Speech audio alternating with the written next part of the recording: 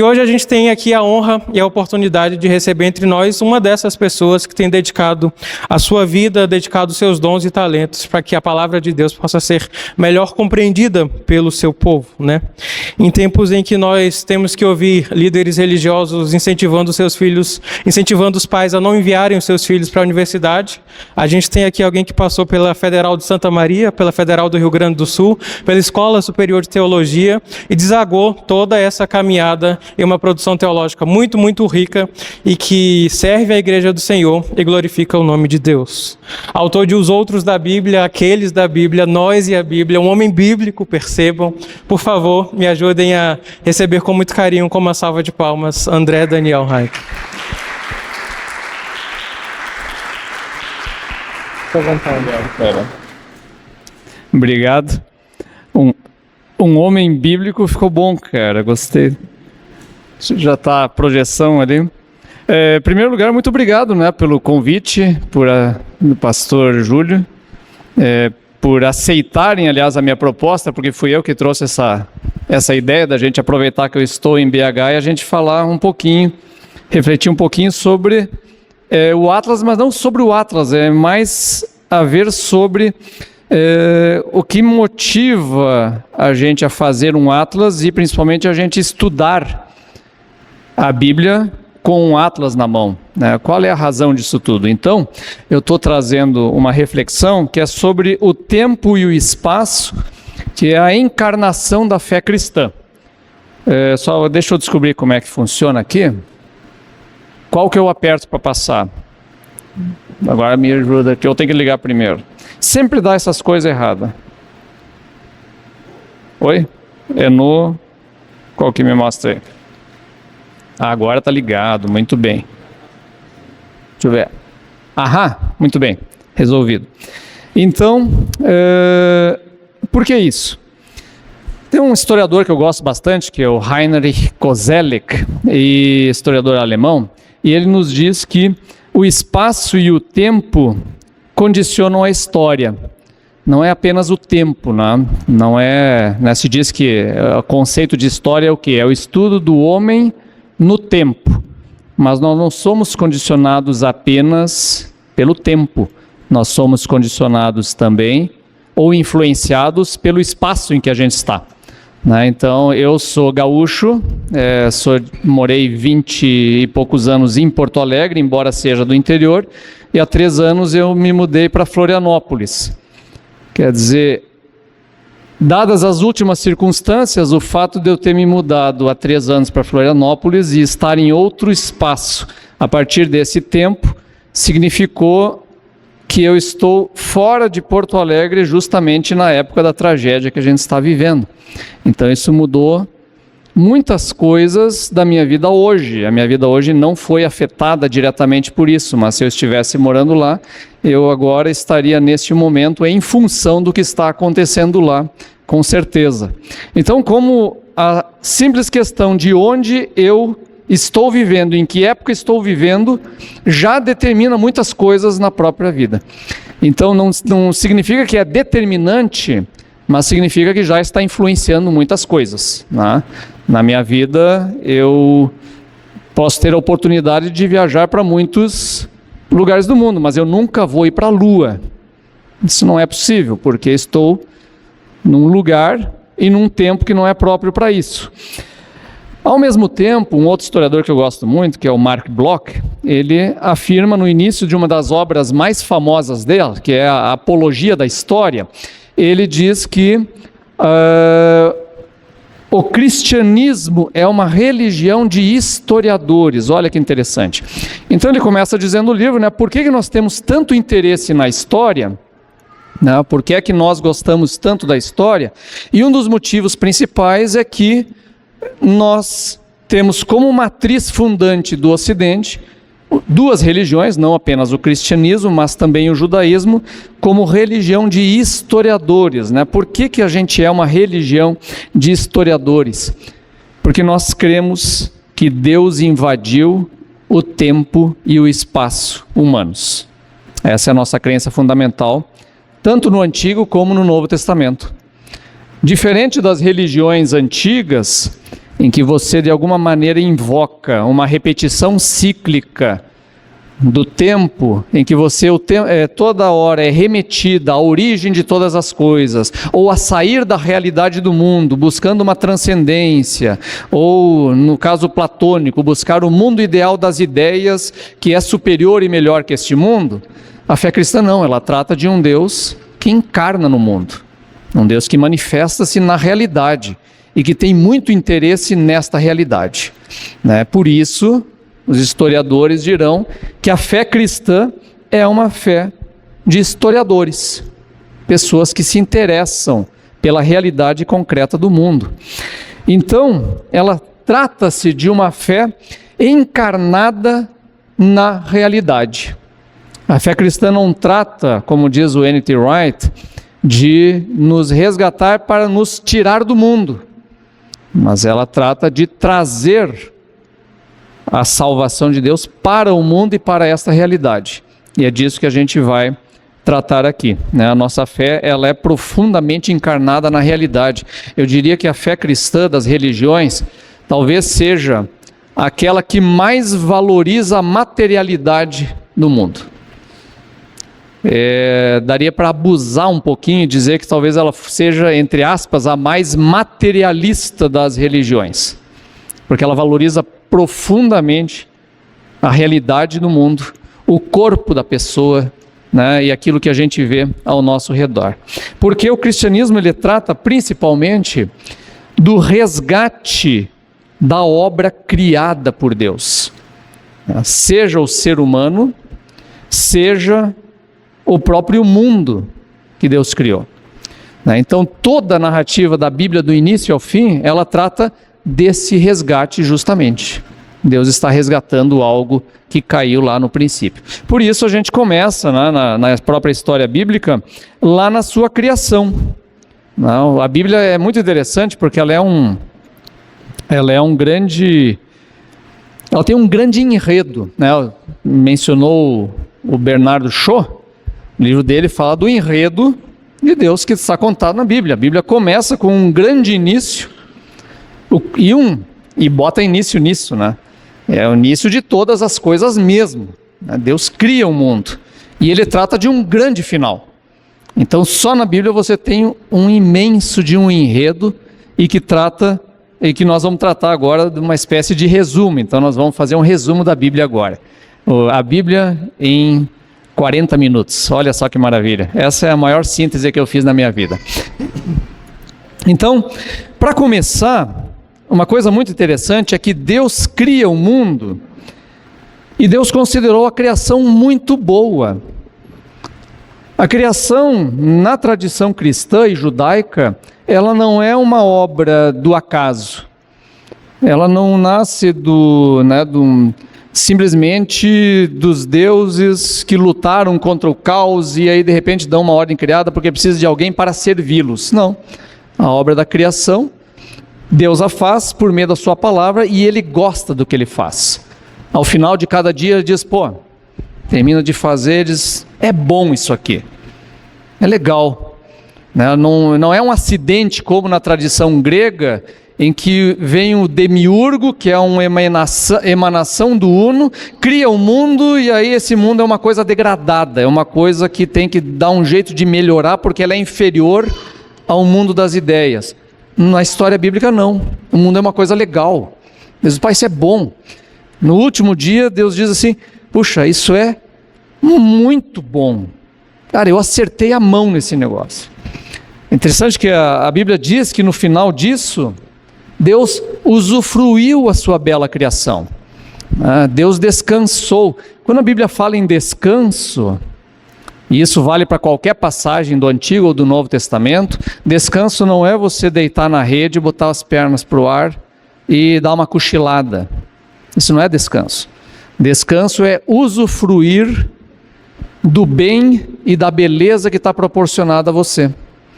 Quando você vê Juízes, por exemplo, acontece a guerra, o conflito, a libertação, aí depois disso agora tem o juiz liderando esse povo, e aí o texto diz o quê? E o povo descansou na terra durante 40 anos. Pararam de trabalhar? Não. Continuaram trabalhando, mas sem o quê? Sem a invasão do inimigo, sem nada. Eles estavam usufruindo da vida, usufruindo do bem proporcionado. E o sétimo dia é isso. Deus vê o mundo, vê a criação e diz: poxa, que troço legal isso. Deus usufrui da criação, da beleza do que Ele faz, né? Essa, aliás, é uma das grandes características de qualquer um que trabalha com qualquer criação, né? Artistas fazem isso, né? Músicos fazem isso. Você termina de compor alguma coisa, a primeira coisa que você faz, sabe o que é? É usufruir. Você olha aquele negócio e você se delicia com o que você fez, antes de mostrar para qualquer pessoa. Você diz: puxa, que legal isso aqui, eu gostei disso. Esse é o nosso aspecto que o Tolkien vai dizer, né, que nós somos co-criadores com Deus. Quando a gente cria, a gente tem a mesma experiência assim, de usufruto, de gostar daquilo. Que legal, né? Porque quando eu terminei o Atlas também, a primeira coisa que eu fazia é ficar olhando os mapas assim. Aí tu olha, pô, cara, isso aqui ficou legal. Pô, que legal a história. Então você gosta, você sente prazer daquela obra criada. Isso eu acho que é para todo mundo, né? Acho que um engenheiro que termina um prédio gosta de ver o prédio. Terminei a ponte, poxa, funciona bem, sabe? A enchente não vai levar. Então você usufrui aquilo e Deus usufrui da sua bela criação. E mais, o texto chega a dizer que Deus também formou um jardim para habitar com o ser humano. Olha que história legal, né? Então Deus está nesse jardim, e o jardim nas tradições antigas, ele é geralmente associado a um templo, né? O jardim é a ideia da divindade habitando com o ser humano, naquilo que os persas, por exemplo, chamavam de paraíso. Então os paraísos, que vêm das tradições orientais, são lugares bonitos, são jardins construídos ao lado dos templos, que servem para o rei passear, às vezes caçar alguma coisa, mas é principalmente o quê? A morada do divino. E é então esse lugar em que o homem e o divino se encontram, é esse jardim, é esse paraíso. Por isso a descrição do Gênesis, quando fala de um jardim, ele não é apenas um pomar, ele é o lugar em que Deus está habitando com o homem. É uma expressão belíssima, uma expressão muito linda. Então, Deus forma esse jardim e habita com o homem. Então, o Éden era um templo no qual Deus se faz presente no mundo. Quer dizer, Deus cria o mundo e se faz presente nesse mundo. E, principalmente, acima de tudo, a gente descobre no próprio texto bíblico qual é o propósito da criação. A criação foi um ato de amor da Trindade. A criação é um ato de amor. Eu estava lendo esses dias o livro Arte mais Fé, do Makoto Fujimura, e ele traz umas coisas muito interessantes ali. Então, uma das coisas que ele diz é justamente isso: o ato criador de Deus, na narrativa bíblica, é absolutamente diferente de todas as outras cosmogonias antigas. Porque os deuses na antiguidade criam o mundo por necessidade. Há uma necessidade acontecendo, ou então um acaso. Na Bíblia não, Deus cria o mundo num ato absolutamente desnecessário. O mundo não serve para nada. Olha que interessante. Ele não tem nenhum objetivo, não tem uma razão de ser. Deus não precisa do ser humano, Deus não precisa de nós, Deus não precisa do mundo. Ele o faz como uma obra de amor. É apenas isso. E aí, por que o Makoto está dizendo isso? Porque essa é a função da arte, na vida e no mundo. É a função da música, é a função da beleza. Qual é a função? Ela não tem função. Essa é a coisa, ela não tem. Ela vai trazer justamente o que? O enlevo da vida. É a coisa mais importante da vida, não tem função. Não. Então você trabalha para quê? Para poder o quê? Usufruir as coisas. Assistir um bom filme, estar com alguém, ler um bom livro, assistir uma obra de arte, ver uma obra de arte. A obra de arte ela não tem função e ela não é para ter função. Ela não responde a esse mundo das máquinas Ela não responde a esse mundo da objetividade, ela responde ao mundo do prazer, que está vinculado ao quê? O que de fato importa na vida. É isso. Então a criação do mundo, ela está vinculada a isso. Ela está vinculada à beleza. Ela está vinculada às coisas desnecessárias. Olha que coisa legal. Então Deus cria um mundo num ato de amor da Trindade. E é o que diz lá no texto de Colossenses. Então diz assim: Ele, o Filho, é a imagem do Deus invisível, o primogênito de toda a criação, pois nele foram criadas todas as coisas no céu e na terra, as visíveis e as invisíveis, sejam tronos ou soberanias, poderes ou autoridades. Todas as coisas foram criadas por ele e para ele. Olha que coisa linda, não é? Então, o mundo é criado pelo Filho, né? Quer dizer, o Pai cria o mundo por meio do Filho, para o Filho, num ato de amor. Aí os teólogos antigos, né, já desde a igreja primitiva, e me parece muito inspirado no que João nos apresenta no evangelho dele, ele coloca aquele fato de que Deus está dizendo lá no Gênesis 1, haja luz, quer dizer, Deus emitir a palavra, é o próprio verbo criando o mundo. E o verbo quem é? É o Filho. É um negócio doido, não? Quer dizer, uma palavra emitida é uma pessoa. E essa pessoa dá origem à existência. Então é uma coisa que a gente não consegue nem conceber o que é isso. Né? É uma coisa fabulosa. Por isso que o Santo Agostinho vai trabalhar a Trindade como uma grande e permanente círculo de amor efervescente. Então vai dizer que o Pai é o amante, o Filho é o amado e o Espírito Santo é o próprio vínculo de amor entre eles. Então essa grande círculo permanente e efervescente de amor. E nesse círculo de amor vem o quê? A criação do mundo. Né?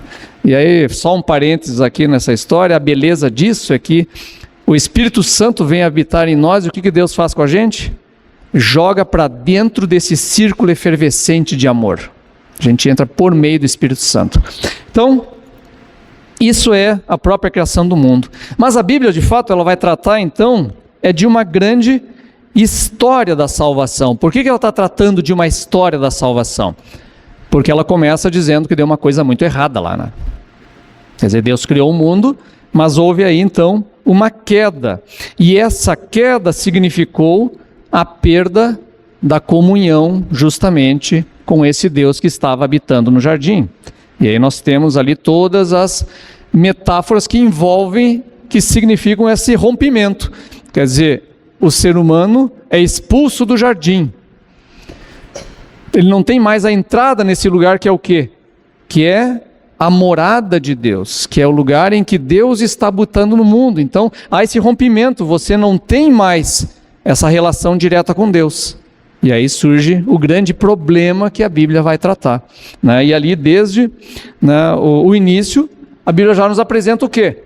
A história da salvação. E ela já começa lá no Éden. Ela já começa lá na própria queda. Porque quando vem as consequências da queda, em que Deus fala com o homem e a mulher, ele diz uma coisa para a mulher que é muito interessante. Ele diz o que para ela? Olha, vai ter uma permanente desavença entre a tua descendência e a descendência da serpente. Mas um dia, a descendência, a tua descendência, ou o teu descendente, vai esmagar a cabeça da descendência da serpente. Aí diz, puxa, o que está tratando? O que é interessante nisso tudo é o fato de que Deus está dizendo que a solução para esse problema da queda vai vir de uma figura humana. Que coisa misteriosa, né? Quer dizer, por causa do homem desandou tudo, mas por meio de uma figura humana, que pode ser um povo inteiro, porque é a descendência, mas que pode ser um só, Deus vai trazer a solução. Quer dizer, olha a materialidade da coisa. É uma solução que não vai vir do espaço, ou vir da transcendência, vai ser uma solução encarnada no tempo e na realidade.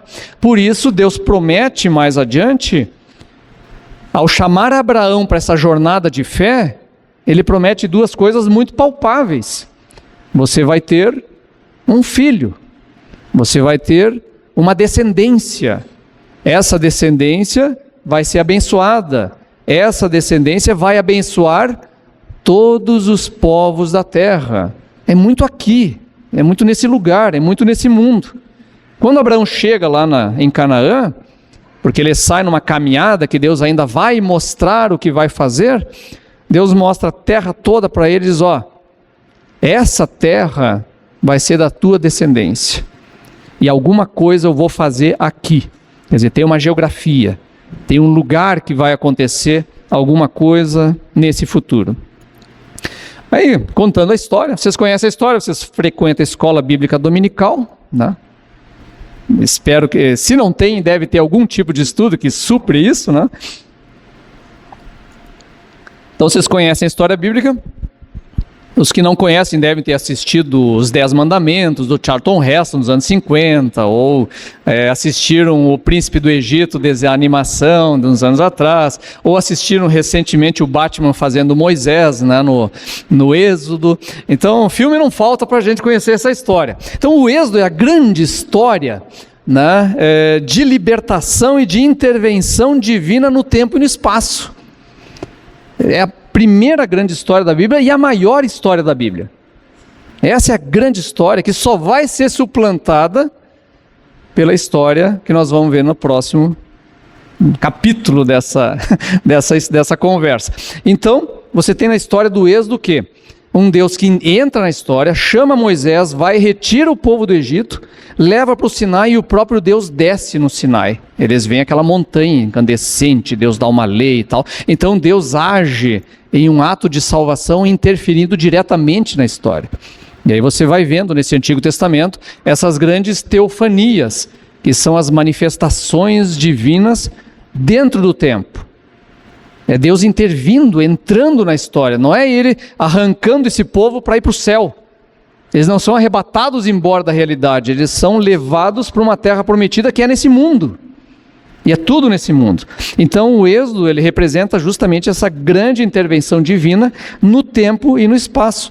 Só que a gente sabe que a história adiante, ela não é das mais bonitas.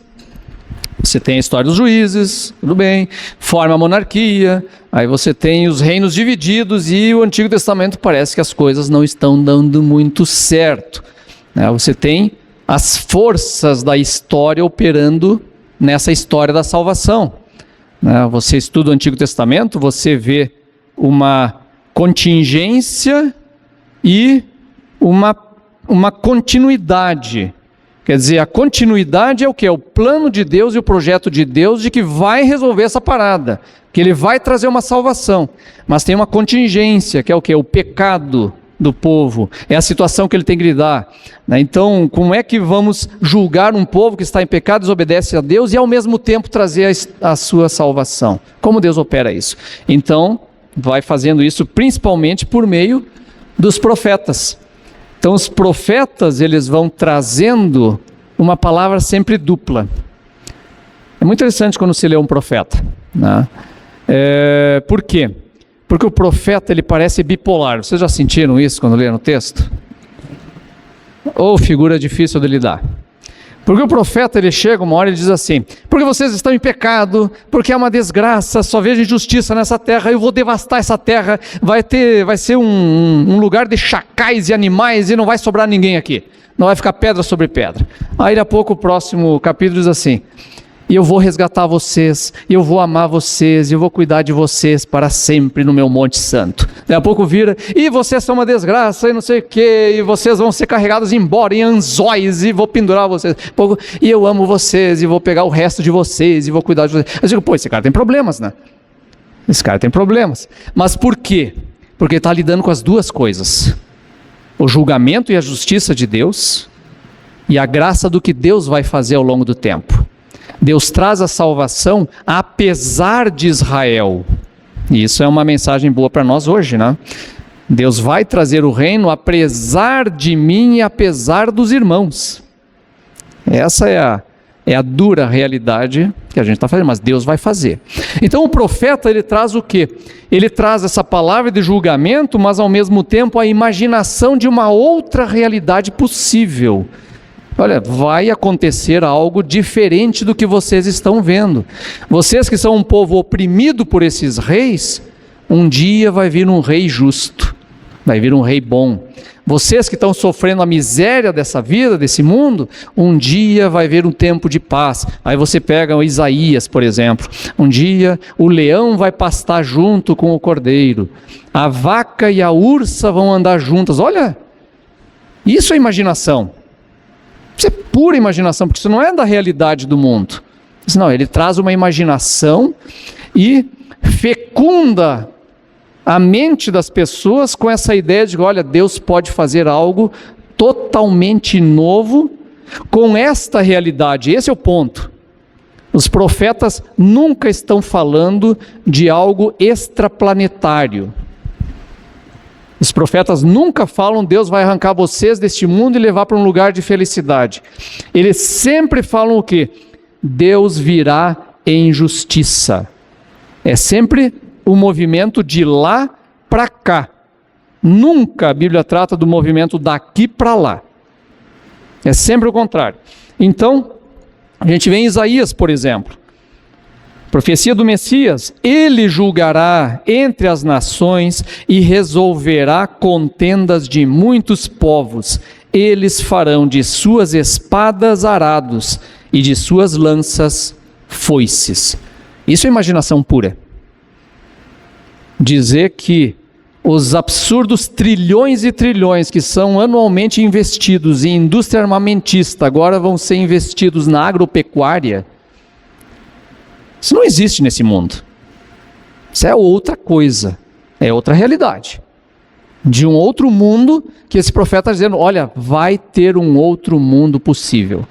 E vai vir, mas ele vem em Deus. É outro processo que vem. Então, a grande esperança bíblica é a transformação da realidade desse mundo. É isso que os profetas anunciam ao longo de todo o Antigo Testamento.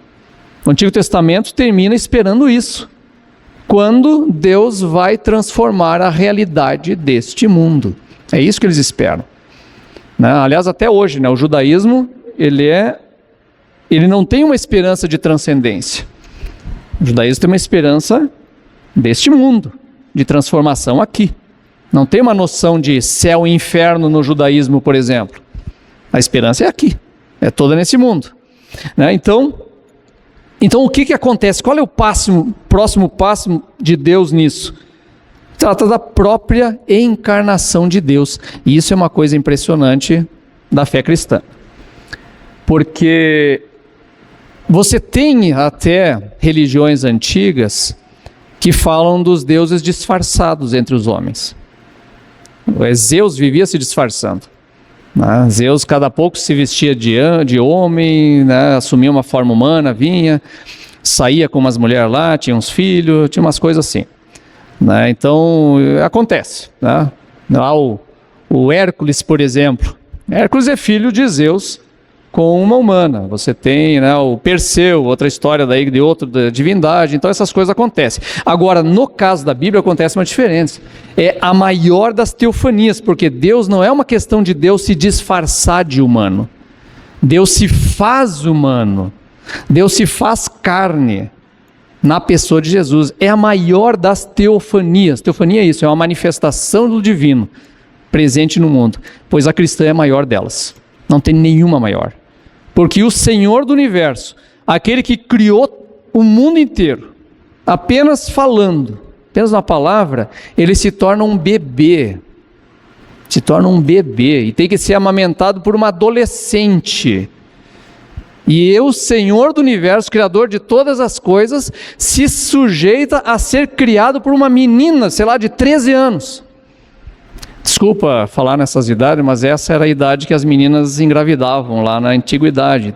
Começou a menstruar, casa e vai ter filho. Então Maria é por aí, 13, 14, 15 anos. Por isso que tem um livro muito bom, acho que é do Waldir Steinhagel, luterano, que ele fala sobre a teologia de uma adolescente, que é a teologia de Maria. Ele mostra a profundidade teológica dela, daquela menina adolescente, ao cantar o Magnificat, que ela, quando recebeu o anjo anunciando para ela que ela seria a mãe de Jesus. Então é isso, ele trata dessa encarnação na realidade, e aí é um Deus que se faz homem e tem que aprender a andar, tem que aprender a comer, tem que aprender a dormir. Quem tem nenê sabe disso, né? Tem que ensinar eles a dormir, eles não sabem dormir, e aí a gente não dorme também. Isso é um horror, até ele aprender a dormir.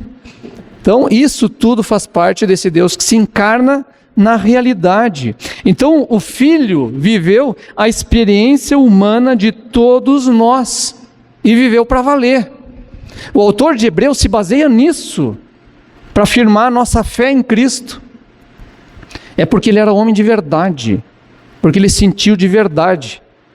Jesus, neste mundo, ele viveu toda a bucha que é passar por essa realidade. Ele sofreu para valer, mesmo. Ele não é assim, Zeus disfarçado nesse mundo. Ele não é como depois alguns docetistas começaram a imaginar, é um espírito andando em nós que não podia sofrer. Não, ele sofria, doía, a cruz doeu. Viver nesse mundo doeu. Ele teve fome, ele teve sede, ele teve medo, ele teve dúvida. Jesus teve dúvida. Jesus tem momento que pergunta para os discípulos assim: o que o pessoal está dizendo de mim? Isso não é uma pergunta retórica. Isso não é. Jesus se decepciona. A galera começa a engrossar a pregação e a galera vai indo embora. Chega uma hora Jesus diz assim: tá, e vocês, para os 12, né? Não querem ir embora também? Aquilo é decepcionante. É um homem decepcionado indo para a cruz. A gente tem que perceber essas coisas no texto. Então o autor de Hebreus, quando fala de Jesus, ele diz: olha, nós temos a certeza de termos um sumo sacerdote confiável junto a Deus. Sabe por quê? Porque ele foi humano como nós. Ele sentiu na pele a bucha que é passar por esse mundo, e ele sofreu de verdade. Então o cara que está do lado de Deus, orando por nós, porque é isso que Jesus está fazendo, desde o João 17, ele continua fazendo lá do Pai, é esse que sentiu o que você sente e que eu sinto. E isso muda tudo na nossa oração. Meu pai, em 2015, ele faleceu de fibrose pulmonar idiopática. E aí eu e meu irmão estavam cuidando dele. E a oração nessa circunstância, que a essas alturas não era nem para Deus curar ele, mas para Deus levar logo, ela ganha outro sentido. Porque eu estou orando para um cara que sabe o que é morrer de falta de ar. Que a cruz é isso. Então ganha outro sentido. Então esse Jesus que está lá, ele encarnou nessa realidade de verdade. E é ele que diz para o Pai: ó, segura que agora está pesado demais para o cara. Isso ele não aguenta. E aí Deus segura a mão.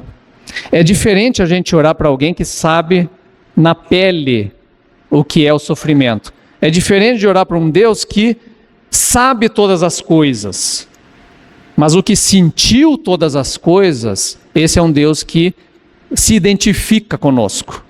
Ele tem identificação com a gente.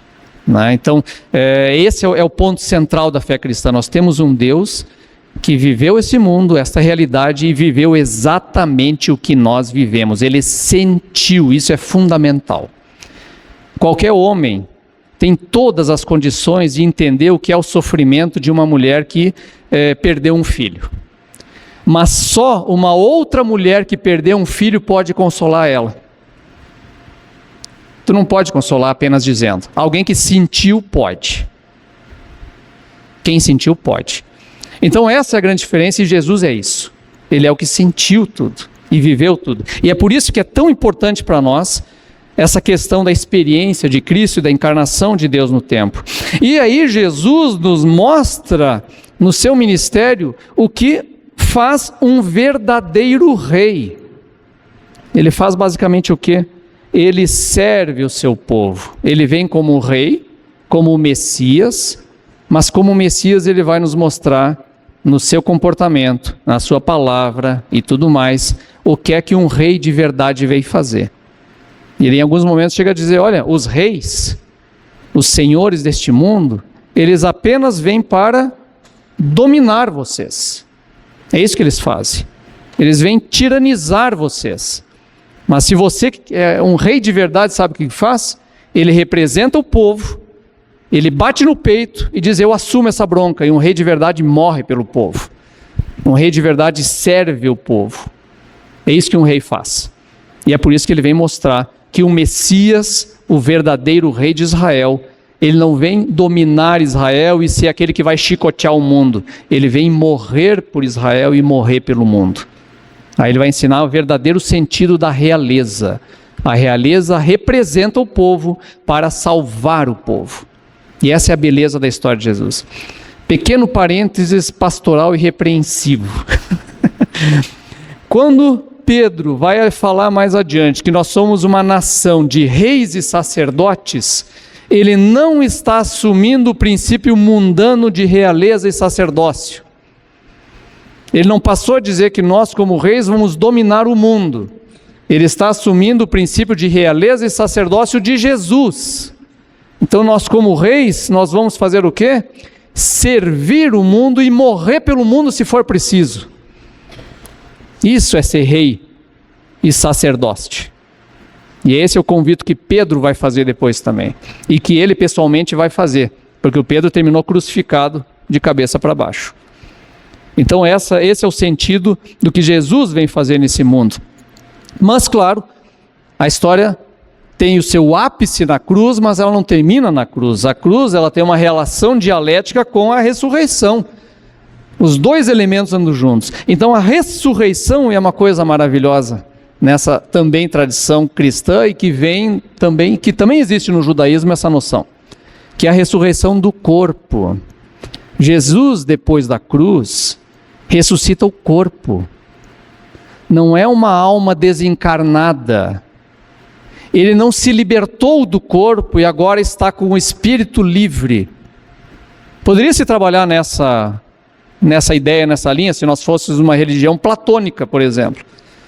Se o cristianismo fosse platônico, a morte de Cristo significaria a libertação do corpo e agora o espírito está livre. E isso poderia ser a pregação cristã, mas não é a pregação cristã. A pregação cristã é o quê? O corpo se ressuscita, ou é ressuscitado, para ser mais preciso. Deus ressuscita o corpo. E na história bíblica eu acho ainda mais maravilhosa essas cenas do depois, que a gente não consegue explicar direito, nenhuma explicação é satisfatória. Por quê? Porque ele está lidando com um corpo de outra realidade. É um corpo real, mas é um corpo do futuro, é o corpo da ressurreição, em que esse camarada tem cicatrizes. Eu acho muito interessante isso, porque a rigor, na ressurreição, você não vai ter mais nenhum tipo de doença, problema, deficiência, não tem mais nada. Mas Jesus carrega as cicatrizes da cruz. E isso eu acho uma coisa muito interessante, sabe por quê? Porque é uma escolha dele. Jesus escolhe isso. Ele escolhe carregar as marcas da cruz. Isso é uma coisa fabulosa, porque quando você lê todo o Novo Testamento, Jesus é adorado por duas coisas. Ele é adorado por ter criado o mundo, e ele é adorado pela redenção. E redenção é o quê? É a cruz. Então as marcas no corpo dele são a própria marca da glória dele. Ele é adorado por aquilo lá. E ele carrega isso junto, e eu acho incrível isso, para a eternidade. A escolha dele de dizer, este momento decisivo eu vou levar para a eternidade. Quando você olha o Apocalipse, as descrições de Jesus são fabulosas, são simbólicas, né? Capítulo 5, para mim, assim, é o capítulo que define o Apocalipse inteiro, que é a grande virada narrativa do Apocalipse. Porque ele diz assim, está o livro na mão do cara sentado no trono, e aí ninguém no universo inteiro é digno de ir lá e abrir o livro. Aí o anjo diz assim, não, o leão da tribo de Judá, a raiz de Davi, venceu e vai abrir o livro. Aí o João procura o leão, cadê o leão? Daí tu acha, vai aparecer o Aslan, né?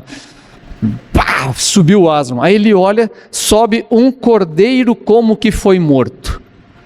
Era um cordeiro como que foi morto, é o cordeiro do sacrifício. Ele teve a garganta rasgada e está todo ensanguentado. Nós, no Rio Grande do Sul, tem uma palavra ótima para isso, que é esgualepado. Então, ele foi arrebentado, ele foi estrupiado, ele foi cortado, foi dilacerado, e é esse cordeiro que sobe lá. Aí você tem a grande virada simbólica, que o texto de Apocalipse está dizendo o seguinte: o leão que vence é o cordeiro que foi morto. E isso ele está dizendo para uma igreja perseguida.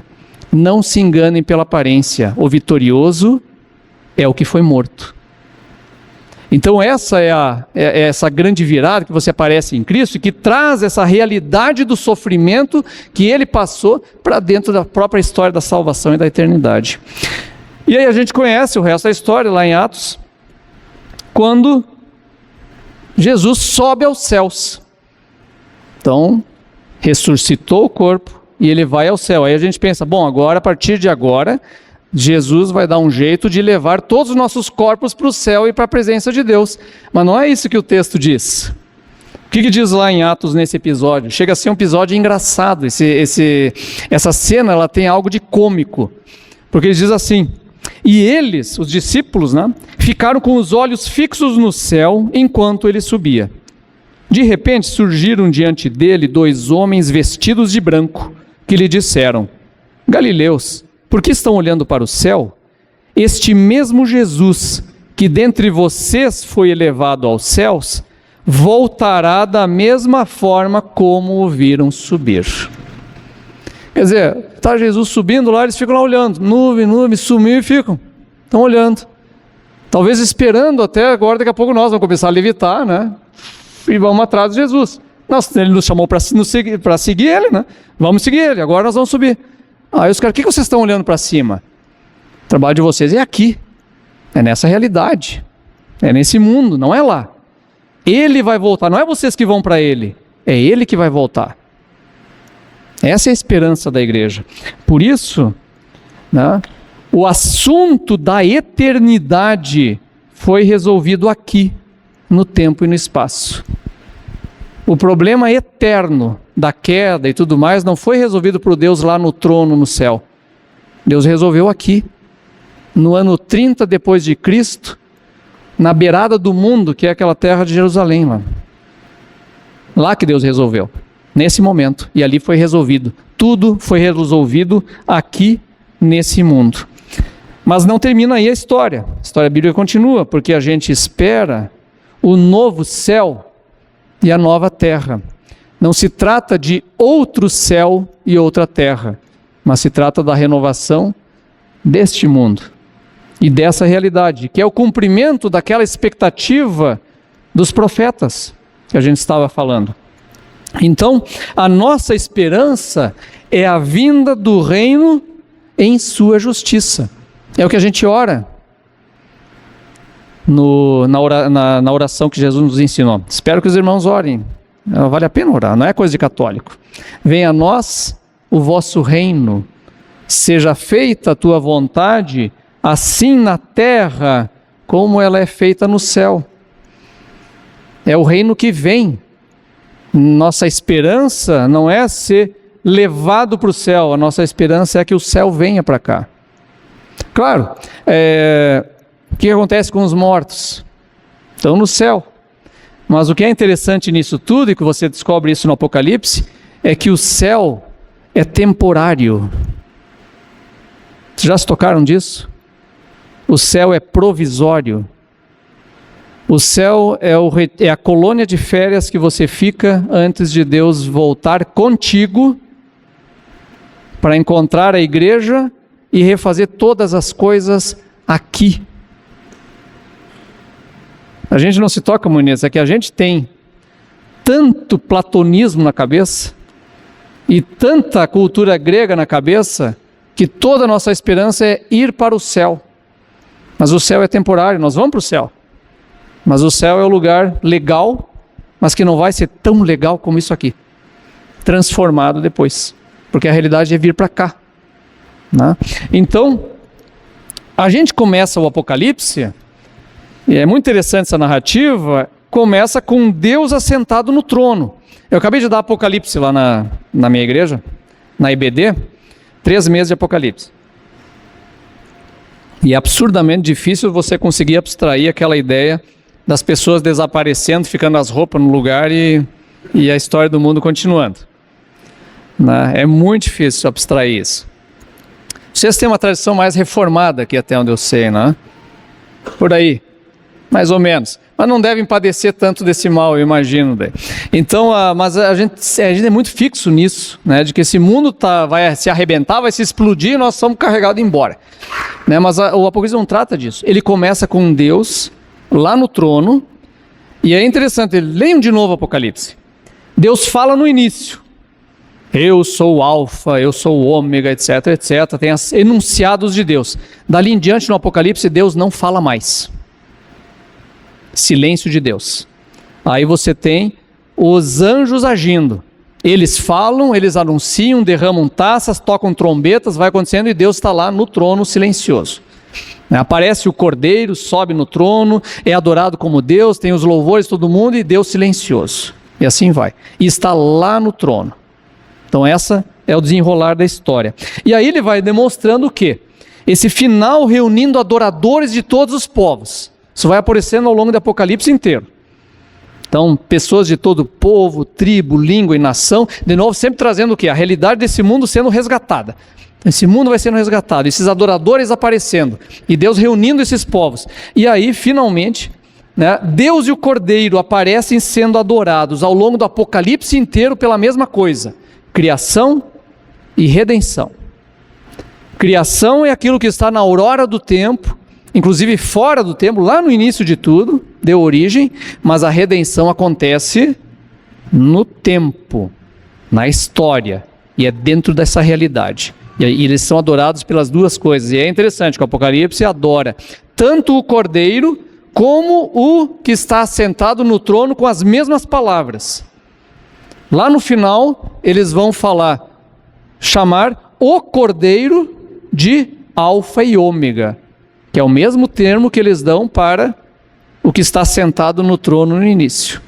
Os termos de eu sou o primeiro e último são aplicados também a Jesus. O Apocalipse talvez seja o livro que mais afirma a divindade de Jesus do início ao fim.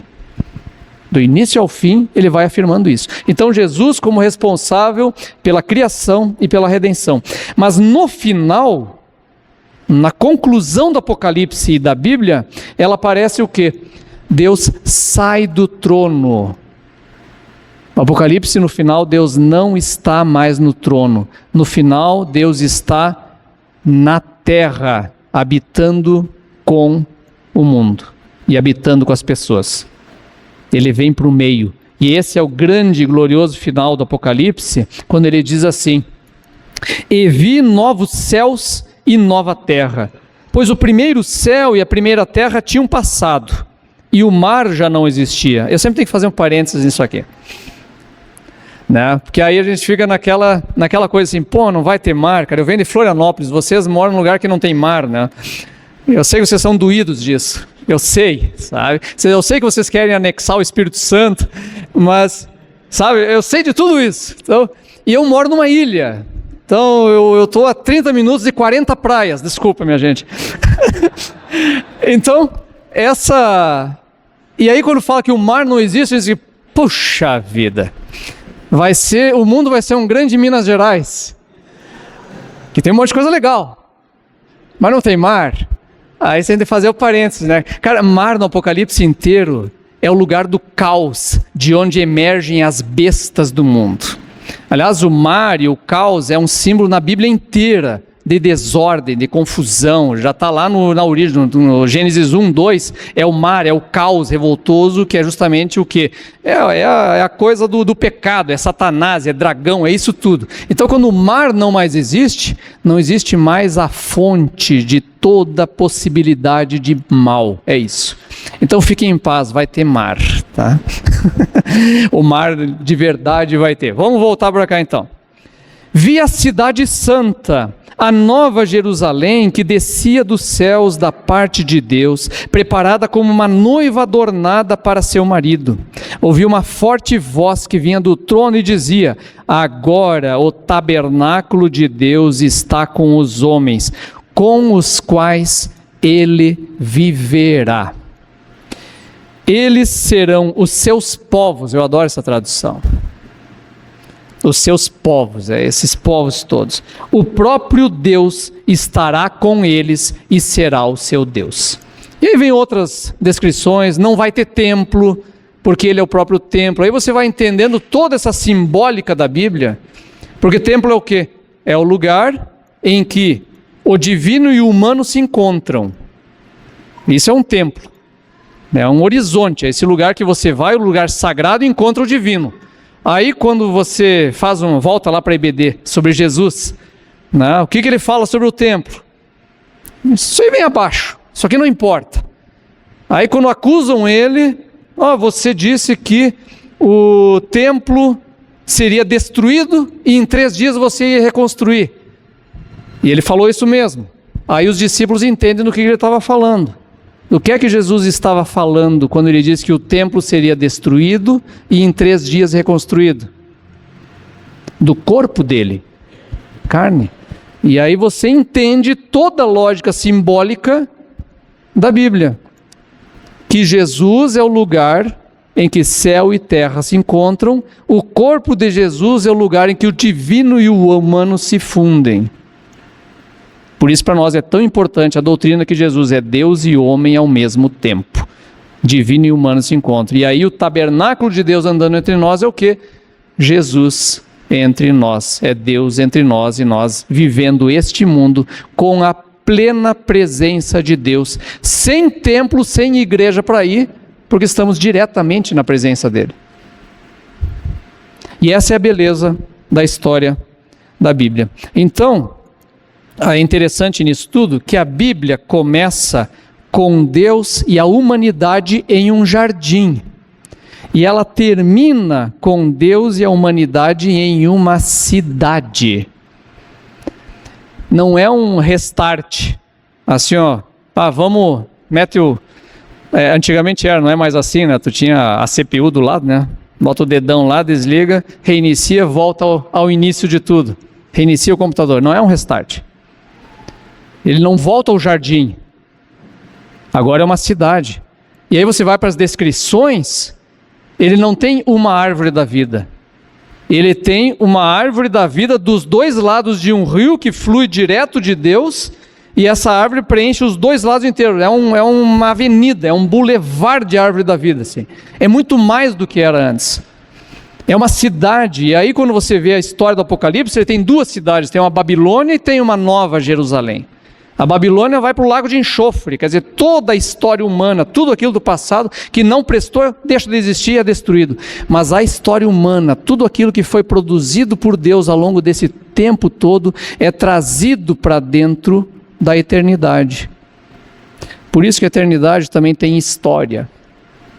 A eternidade traz a história porque ela resgata a própria história do mundo para dentro da eternidade.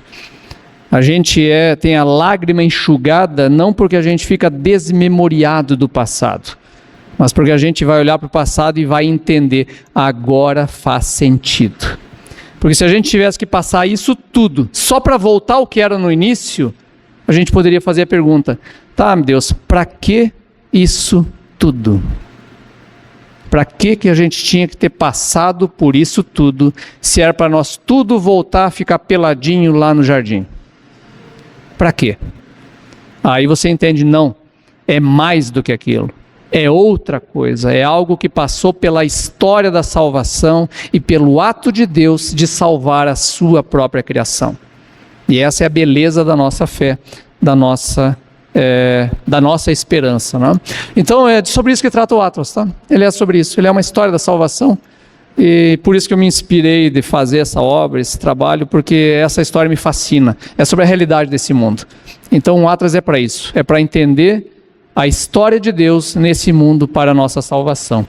Então, que Deus nos abençoe. E muito obrigado pela presença de vocês aí, tá bom? Tá bom.